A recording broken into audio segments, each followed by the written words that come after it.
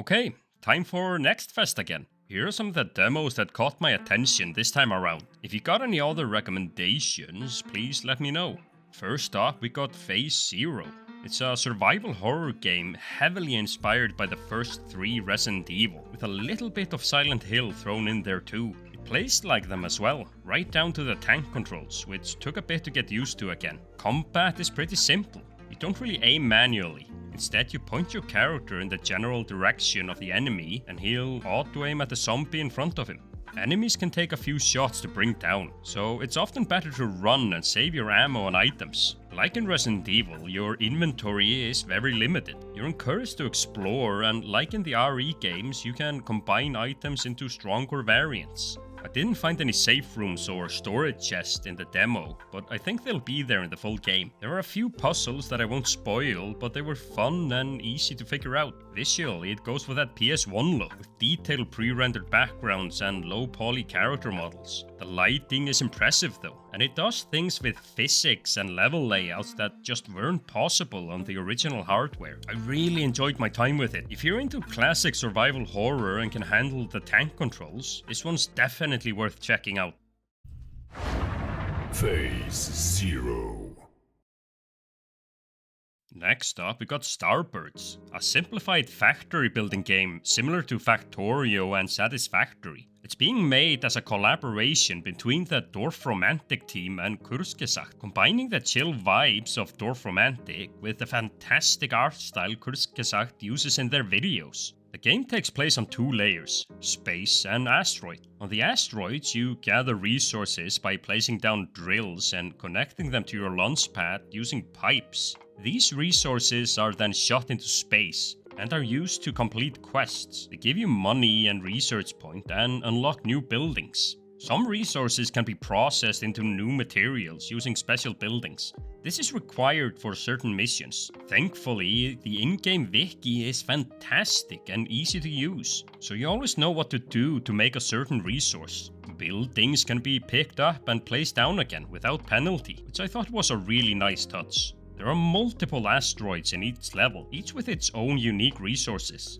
In the space layer, you spend research points to scan and unlock them, and that allows you to build a new factory there. It's also where you manage the simple logistics system in the game. By setting up landing pads on different asteroids, you can transfer resources between them easily. I'm a huge fan of factory games, and this one has a lot of promise. It plays great, it looks great, definitely a day one for me. Now for something completely different. Hell is Us is a third-person adventure game with a big focus on exploration. It takes place in a semi-open world, with large zones separated by loading screens. Kinda like how The Witcher 1 and 2 handled it. The setting is interesting. It mixes modern military with fantasy. One moment you're fighting demons in an ancient dungeon, and the next you're in a trench surrounded by artillery guns. A big part of the gameplay is exploration and conversations with NPCs. There's no map, so you have to rely on landmarks or your compass to get around. NPCs can give you directions or hints, and if you ask the right questions, you also learn more about the world. Combat also plays a big role, but I'm not sure what to think of it yet. You got a light attack, a charged heavy attack, you can roll, guard or parry, but it all felt pretty floaty. Enemy attacks weren't well telegraphed either, so parrying felt a bit awkward. You also have a little drone with you that can translate texts or activate certain abilities. It's an interesting game. The world is definitely cool, and I like the idea of relying on your memory and landmarks while exploring. The combat felt a bit off though, but maybe that'll improve over time. Next up is Dice Gambit. It's a super stylized turn-based tactical game similar to XCOM, where you create and manage your own dynasty of monster hunters. Combat is all dice-based. At the start of each round, you roll dice. The icons on those dice determine what action you can take. For example, one icon might let you move, another lets you use a special ability, and so on. Some abilities also require a combination of certain dice. Outside of combat, you move across a randomized map made of nodes. Each node represents an encounter, like getting gold or meeting a character for a special event. There's also a really interesting stamina and energy system. Each time you move, you lose energy. If it drops below 0, you start taking damage while traveling. Stamina is different. It's tied to each character, and after each battle it goes down slightly. Lower stamina means worse stats. Between missions you can manage your characters. You can spend time resting to restore stamina and heal, or send them to the academy to learn new skills. This is also where you manage your family. All your fighters are part of the same dynasty, so eventually you'll have to assign them a spouse and have children to grow your roster. There's way more to the game than I can cover in a short video like this, but I'll say this. I started off pretty lukewarm, but the longer I played it, the more interested I became. There's a ton of depth in the class building, family management and schedule planning, and when I was done I wanted more. It's a weird one, but I recommend checking it out.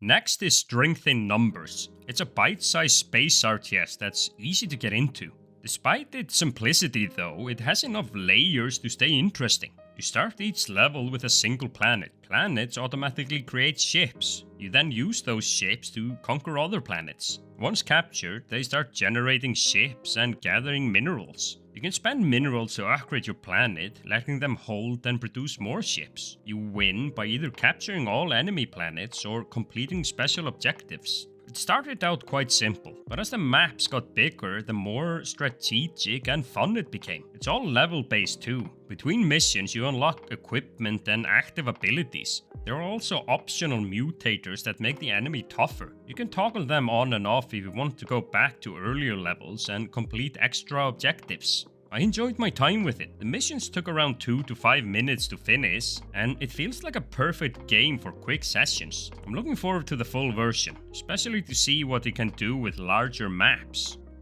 And last up we have Crimson Capes. It's a really impressive 2D action game focused on melee combat. The animations are incredible.